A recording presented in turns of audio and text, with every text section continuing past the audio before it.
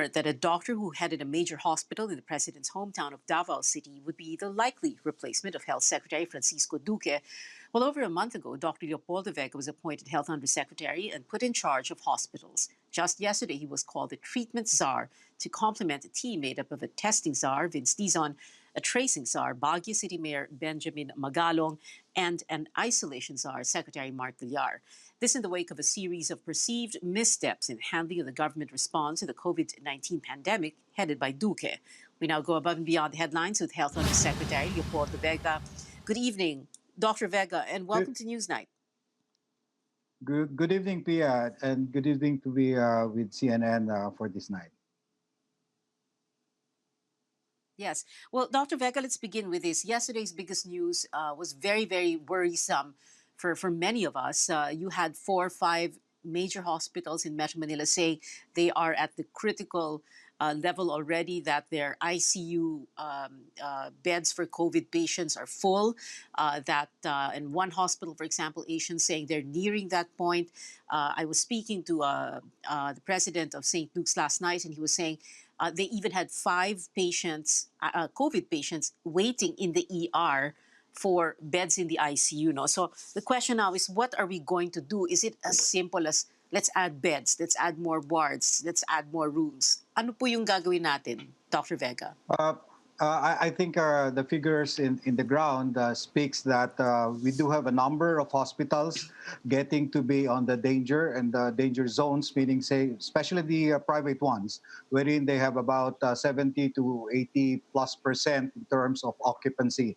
But the critical level that we are so worried about is the intensive care units.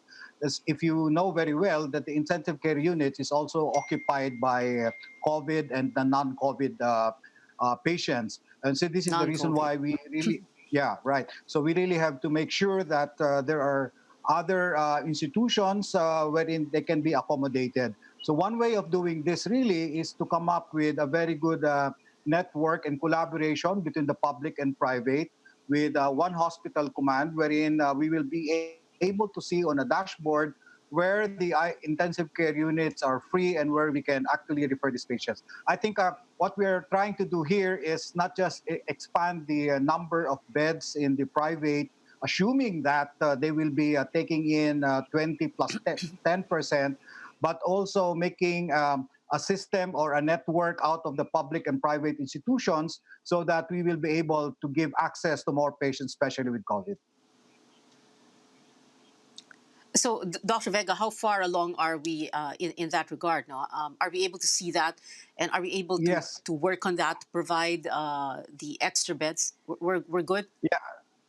Yeah, right now we're doing really the legwork, talking to the different public and private institutions, especially the government-retained hospitals here in Metro Manila, to make sure that the number of beds that they allocate for COVID must be at least 30% and expand more if there is a surge. Because I think that the only way that we can cover up with the number of or increase in volume in the COVID patients would be to expand their ICUs and of course make sure that the isolation beds are also there converted from COVID to a non-COVID one. So there are so many ways really of doing this, especially with the government institutions. But with the private, we are actually asking their support and cooperation that in spite of their covering the COVID patients, we are asking them to allocate at least 30% if there is a surge for the COVID patients that we have. So I guess with this kind of Mhm. parameters wherein we can do the network, we might be able to do something about it.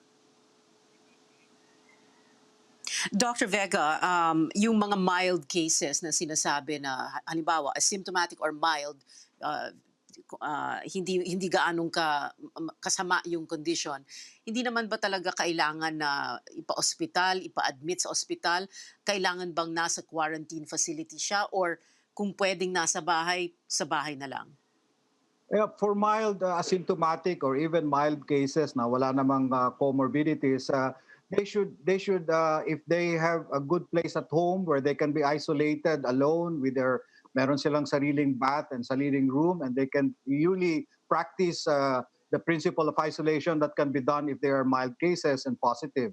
However, in cases Mhm. wherein you have positive, mild, and asymptomatic, but you cannot have an isolation at home, then you should be quarantined, because I think that would be a problem if Mhm. you live in a dense community, you might be able to transmit the Right. virus fast. Right. Kanina po, Doctor, merong mga health professionals na nagsasabing natatakot sila na baka maging next epicenter ng COVID-19 ng Pilipinas. Are we there yet, or are we headed in that direction? And what can we do so that we avoid that? Actually, we're doing the DOH right now is really pushing together with the IATF different strategies right now to make sure that the projection of a higher number of positive cases will happen soon. So what we're trying to do is that we are actually expanding the testing of all, not just the symptomatic, but the asymptomatic ones, to include even the non-medical frontliners. We really have to do a very good Mhm. contact tracing of all those directly connected with the positive ones to the first, second, and the third degree level. So that is a very aggressive way, really, of tracing them so that we can isolate them in quarantine facilities, temporary facilities, or if they do have moderate and severe symptoms, they can be admitted in the hospitals. So we're trying to mitigate as much as we can, make sure that the virus does not transmit as fast as it should be. Okay, Dr. Vega, medyo ubos yung oras natin, pero isang tanong na lang po. July 15 na po bukas, last day of general community quarantine dito sa Metro Manila. So people are expecting, ano po yung mangyayari July 16 onwards? What do you think, as Health Undersecretary, as a doctor who sees everything on the ground? Should we retain the quarantine restrictions the way they are now here in Metro Manila so that hindi pa tumaas palalo ang kaso?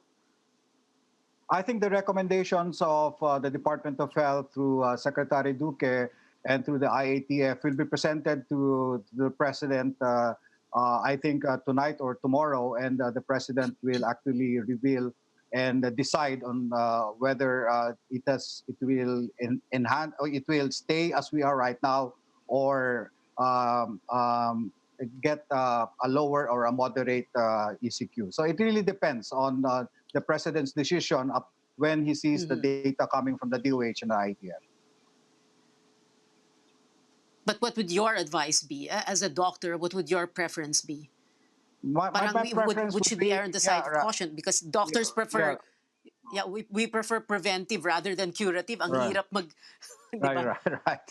right. Since right now, since we're trying to balance the economy and open really the economy, there has to be a very good a way of balancing this, making sure that the safeguards of health are there. We need to prescribe to the minimal health standards, because, and of course, this is.